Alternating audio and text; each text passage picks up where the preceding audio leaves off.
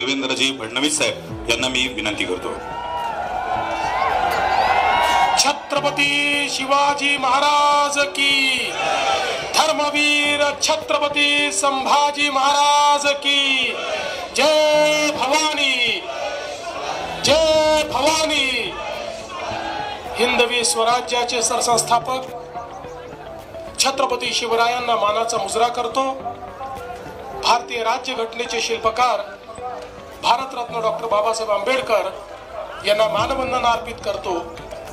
आज छत्रपती शिवाजी महाराजांचा जन्मोत्सव साजरा करण्याकरता मंचावर उपस्थित असलेले आमचे सहकारी राज्याचे उपमुख्यमंत्री माननीय एकनाथराव शिंदेजी, माननीय अजितदादा पवारजी, सांस्कृतिक कार्य मंत्री आशिष शेलारजी, शरददादा सोनवणे, बापूसाहेब पठारे, अतुलदादा बेनके, आशाताई बुचके, सत्यशीलजी शेरकर, विजयजी घोगरे, नवनाथ खाडगे, बाळासाहेब मुळे, जितेंद्र डुडी, सुनील फुलारी, गजानन पाटील, अतुल चव्हाण.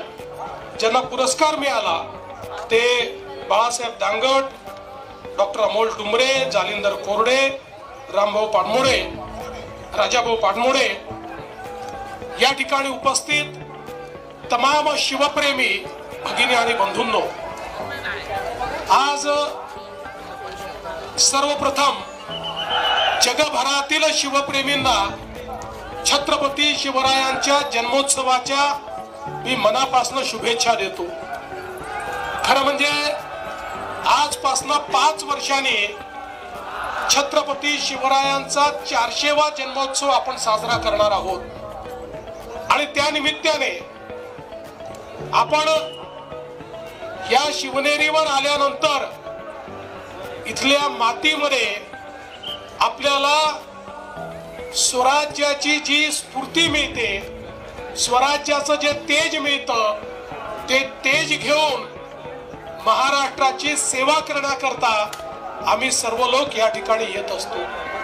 आपल्याला कल्पना आहे की ज्या काळामध्ये संपूर्ण भारतामध्ये अनेक राजे राजवाडे हे मुघलांचं मंडलिकत्व स्वीकारून त्या ठिकाणी नतमस्तक होते, अशा काळामध्ये आई जिजाऊंनी छत्रपती शिवरायांना घडवलं आणि सांगितलं या मराठी मुलकामध्ये, या हिंदुस्थानामध्ये ज्या प्रकारे अनाचार, दुराचार आणि अत्याचार चाललेला आहे, या मुलखाला त्यातनं स्वराज्याकडे नेण्याची जबाबदारी शिवबा तुझी आहे. आणि छत्रपती शिवरायांनी हातामध्ये तलवार घेतली, 18 पगड जातीच्या लोकांना एकत्रित केलं, मावळ्यांची फौज तयार केली आणि देव, देश आणि धर्माची लढाई सुरू केली आणि खऱ्या अर्थानं स्वराज्य स्थापन करून पहिल्यांदा भारताचा आत्माभिमान जागृत करण्याचं काम जर कोणी केलं असेल तर ते छत्रपती शिवाजी महाराजांनी केलं. आज स्वतंत्र भारत आपण पाहतोय, आत्माभिमानी अशा प्रकारचं 140 कोटी लोकांचा हा देश आपण पाहतोय. याच्या पाठीशी जर कोणी असेल तर ती छत्रपती शिवरायांची प्रेरणा आहे आणि म्हणूनच छत्रपती शिवराय हे आमचे आराध्य दैवत आहेत आणि त्यांनी राज्य कारभार कसा चालवायचा याची जी मानकं सांगितलेली आहेत, आपल्याला कल्पना आहे ते केवळ योद्धे नव्हते तर ते उत्तम प्रशासक होते.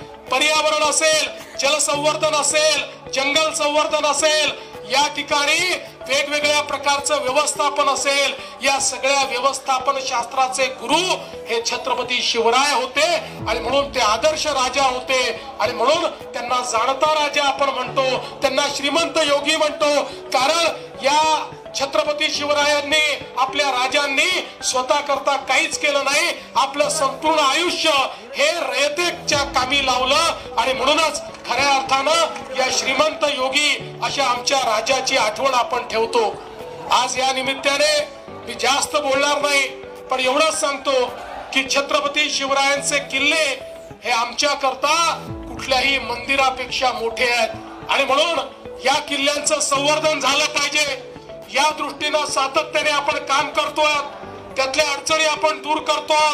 स्वराज्याची राजधानी रायगड या ठिकाणी अनेक कामं आपण सुरू केलेली आहेत. शिवनेरीचं रूप आपण पाहतोय, याच्यामधल्या अडचणी आपण दूर करतो. मला सांगताना आनंद वाटतो, आता आपण एक टास्क फोर्स तयार केलाय आणि शिवाजी महाराजांच्या किल्ल्यावरची सगळी अतिक्रमण काढून टाकण्याचा निर्णय आपण घेतलेला आहे. काही झालं तरी अतिक्रमण त्या ठिकाणी राहणार नाही.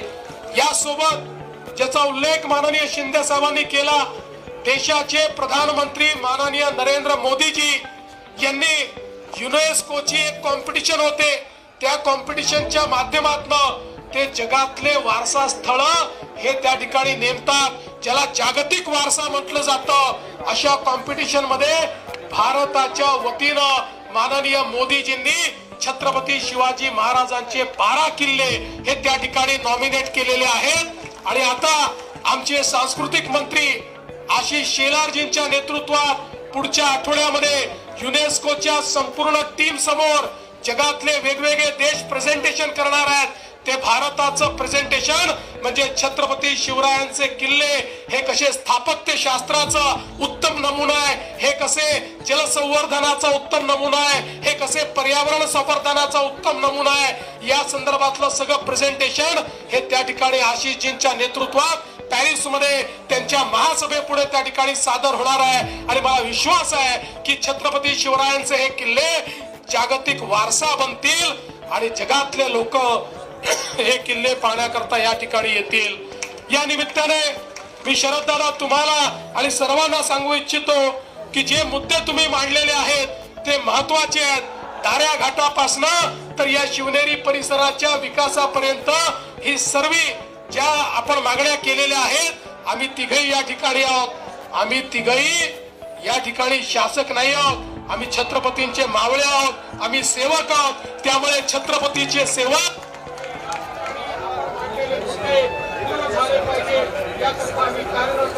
हा विश्वास व्यक्त करतो.